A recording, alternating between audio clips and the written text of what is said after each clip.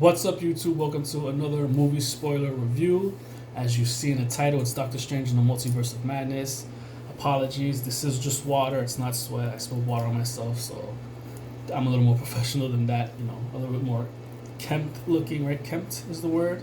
But yeah, let's get straight to it. Doctor Strange in the Multiverse of Madness was awesome. I really enjoyed it. Now, when it comes to Marvel films, I tend to go online before the movie comes out and spoil myself. It's just a thing that I always did, and I just didn't care to go to the movie and be surprised. I just needed to know what was gonna happen, and I like the idea of something that's gonna happen in a movie that I'm expecting because I already know, and hearing the crowd's reaction. So that's just something I've always enjoyed. It's probably weird, but whatever. However, for the Multiverse of Madness, I didn't want to spoil myself. I figured I'd just go in. However, with rumors that I had already read, theories, I kind of will say I was a bit spoiled because some things tend to have happened. When it came to TikTok, two scenes were spoiled and I didn't really swipe away, so I guess I didn't keep to my word on that. But for the most part, I didn't really find the whole story online, so I kind of was still fresh into going into the movie. But anyways, Doctor Strange in the Multiverse of Madness, I really enjoyed it. It's up there as one of my top, I guess, 5 films. It might have replaced the movie that was originally in my top 5, but I think it was probably up there in my top 5. I mean, Sam Raimi, the director. If you've watched his films, the Evil Dead franchise, Spider-Man, the original Spider-Man, original trilogy of Spider-Man, Drag Me to Hell, then you know what you're going to get with Sam Raimi and his style of filming, his directing, his camera work. It's present in Doctor Strange in the Multiverse of Madness, and it's a very welcome direction compared to many other of the filmmakers from the other Marvel films that they add their own little taste here and they do their own things. But for Multiverse of Madness, it was definitely different. It had that horror vibe. It's probably the more horror based genre of the Marvel universe, but not terrifying, but could be terrifying. With Sam Raimi, the way he does horror, it also has that comedic element, I guess you could say. If someone's getting attacked, I will say with Rachel McAdams, Christine Palmer, when she's trying to block off the ghost at one of the parts of the film, the camera's on her face, and it's funny the way she looks. But I welcome his direction. I welcome his camera work. I think he does a great job with that. And it's really, for this film, especially the whole multiversal thing, it's a welcome addition. And I think that's what really helped elevate the film itself. The story, it's a contained story, I will say. It doesn't do anything more as far as progressing the MCU until the very end, the end credits, which I was spoiled with that. I kind of knew who got cast as the character Clea, I believe. Clea. It's Charlize Theron. Welcome Charlize Theron to the MCU. I'm looking forward to seeing what you have to bring to the table. So I'm, Doctor Strange 3. Pretty sure she's gonna have a big role. Originally, the story was going to have Clea, I believe, for the sequel. It was supposed to go a different direction with the first director of the movie, with another director, the other director of the first movie, not Sam Raimi. I don't know if I said that right.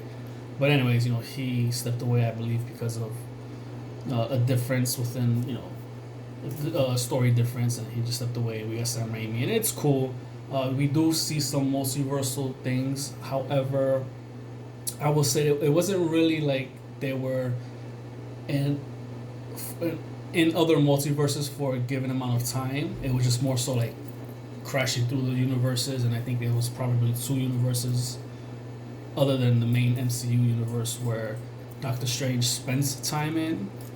But other than that, which is fine, but it would have been cool to kind of really see him and, America Chavez, who's he's with in the film a lot, kind of really go through these other universes. But I guess it really wouldn't have made sense to do all that given the story and where they had to go from A to B, you can say. So it worked out in that way. Elizabeth Olsen, amazing. Scarlet Witch, she killed it. I thought she really brought that horror vibe, her character, If you've seen it already, you know she's the villain, and it was just the way they like utilized elements of horror with her character, where she's coming out of the mirror, and the whole scene with Professor X, where he goes into her mind trying to release the other Wanda, and the red mist is going behind him because Scarlet Witch is about to attack him, and then he pauses because he knows she's there, and then she just pops out looking like a zombie and snaps his neck. Like that was just awesome. Like I didn't jump, but it has jump scares or tries to have jump scares, and it just looked dope. And you know, Elizabeth Olsen is awesome, and just a welcome addition next to Doctor Strange. I guess you could say it's Doctor Strange and Wanda in the Multiverse of Madness, but Doctor Strange in the Multiverse of Madness is fine. You know, like you don't want it to feel like it took away from Benedict Cumberbatch as Doctor Strange, which it really doesn't. But it is also, it feels like a Scarlet Witch film. But you know, you really are following more so Doctor Strange. America Chavez, the character, the actress playing her, it's starts with an X, and I think it's Saoirse Gomez. I'm just gonna say Miss Gomez. Her first name I can't really pronounce. It just escapes me right now. But I think it's Saoirse or something like that. The spelling, it doesn't match the way it's pronounced to me, which it doesn't have to. But like for me to kind of get it right, I know it's spelled a certain way, but it doesn't come out. It's not said as it would look. How I would have first looked at her name, I would have probably said something else, but I know it's not that because I've heard her name being said. But I'm going to say Ms. Gomez, and welcome to the MCU, Ms. Gomez. You did a fantastic job. I'm really invested in America Chavez. I heard about her in the comics, but I never really read much into her. But you know, she's a welcome addition. So welcome, Benedict Wong, who plays Wong. He had a bigger role than I thought he would. I didn't think he was gonna have much to do, but Benedict Wong is he just kills that role. Like he owns it. I love Wong. I think he's dope, and I want to continue to see more of him, and I hope he doesn't die in any of the films. But it's always fun to see him, like when he was in Shang-Chi and all that. So great job to Mr. Wong there. You're always a welcome addition into any of the movies. It's always great to see you. You're hilarious. We all love you, I'm sure. But yeah, I think everybody killed it. It was really fun film. The cameos, they kind of spoiled in the teaser trailers or TV spots. I kind of wish they didn't show Professor X, which they don't mention him, but it's him, and it sounds like Patrick Stewart. I wish they would have kept that. To see Reed Richards was awesome, and we did get John Krasinski as right. John Krasinski. I know it's Mr. Krasinski. I don't know why I can't get his first name. I used to be so good with remembering all these actors. But to get him as Reed Richards, we did get on. He was fan cast, and they were able to cast him. They listened to people as far as the fans, and we got him as far as the Fantastic Four movies. If he's going to be the MCU's current Reed Richards for that actual the main universe, we'll see. He might have just been a cameo for this film. And we got him, which was fine. I'm okay with that. If you've seen the movie, you know what happens to, he's part of the Illuminati. And you know what happens to the Illuminati. They get owned. Most of them die. I think the only one who didn't was Captain Marvel, played by, it's not Brie Larson. It's, I forget her name. But it's her friend from the Captain Marvel film, who's the mother of, she would be Photon. She was in WandaVision, the daughter. Her mother died of cancer. I forget the actress name, but she's Captain Marvel, and I think she was the only one that lived because she's strong, she's powerful, and Scarlet Witch dropped a big statue on her. But I don't know if that would warrant her being killed because she should still have her powers. But everyone else, they either Black Bolt, who was great to see, and I'm glad that they gave Anson, who was from the Inhumans, who played Black Bolt in the TV show, which obviously wasn't really well received. They did bring him back as Black Bolt in the actual comic accurate costume for the film, Doctor Strange and Multiverse of Madness, and it was great to see him and to see his power, kind of like how he uses his power and kills their universe's Doctor Strange for reasons, if you've seen the film. But Scarlet Witch takes away his mouth, and then Fear, I guess he's like screams inside, like blows his head, not off, but like just dents his head, and he's just dead. His brain is obviously destroyed, and then Mr. Fantastic, John Krasinski, I believe it's John, he gets melted or whatever, and then he dies, OD. But you do see some stretching, and it does look cool. Like they can do a good job with that, I'm sure. Or maybe because it was really minimal, it looked good. And then Captain Carter, Haley Atwell, who's always awesome. The shield gets thrown into her, and it's like pretty sure it cut half of her body because it literally went through her. They don't show it, but it's like implied. So she's most likely dead. So I think Captain Marvel was the only one that lived, and Baron Mordo, because he was just trapped in like the thing. He didn't fight Scarlet Witch, so I think they were the only two Illuminati members that are alive. So as far as Baron Mordo, of course, Chiwetel Ejiofor, he's also in the film. Shout out to Chiwetel. He's always cool, but I hope in the third one we really get that Mordo from the first film, from that actual universe, because we never see him. He's mentioned as being trying to kill Doctor Strange, but we never see the actual universe, the movie universe, the one that we've been following. We never see him, so it's like, is he alive still? Is he not alive? Like I would like to see him in the third one, in a bigger role. I would assume he would have gotten a bigger role in this one. But he didn't have like a small role, but still, like I would have liked something bigger. So hopefully the third one will get him back in that MCU version, the main 616 timeline. But other than that, like maybe the Illuminati was a bit of like I wish I wanted more. I thought it was a little too fast, because when you watch the film, if you've seen the film, it just goes straight into the movie. Like it's just action, which is cool. So I mean, I think that was probably one of the two big issues that I had with the film. I wanted more of the Illuminati. I mean, we don't really get much cameos, as it was rumored we were gonna have so many cameos, and we didn't. But it's fine. Like I'm content with what we had. I just would have liked more from the Illuminati. But my biggest gripe with the film would be I just didn't believe Scarlet Witch's agenda. Like I know if you've seen WandaVision, her family that she created because of Vision, he died, and she used this town as part of this world that she created, and she had these two children that weren't real, but like in the ending of WandaVision, she that she gets the Darkhold, and she's uses it, and she's obviously searching the multiverse, and she hears them, and she wants them, but it's like I just never believed that she would be the type to want to, I guess you can say, take or steal the other Wanda's kids, because that's your own self or from the multiverse, and you're going to steal. Like it just didn't really flow with me. Kind of like the same problem I had with Spider-Man, how Doctor Strange is like, we gotta send these villains to the multiverse. I mean, to their universe, or if things are gonna go wrong, we need to send them, even if they die. And then Spider-Man's like, because of his aunt.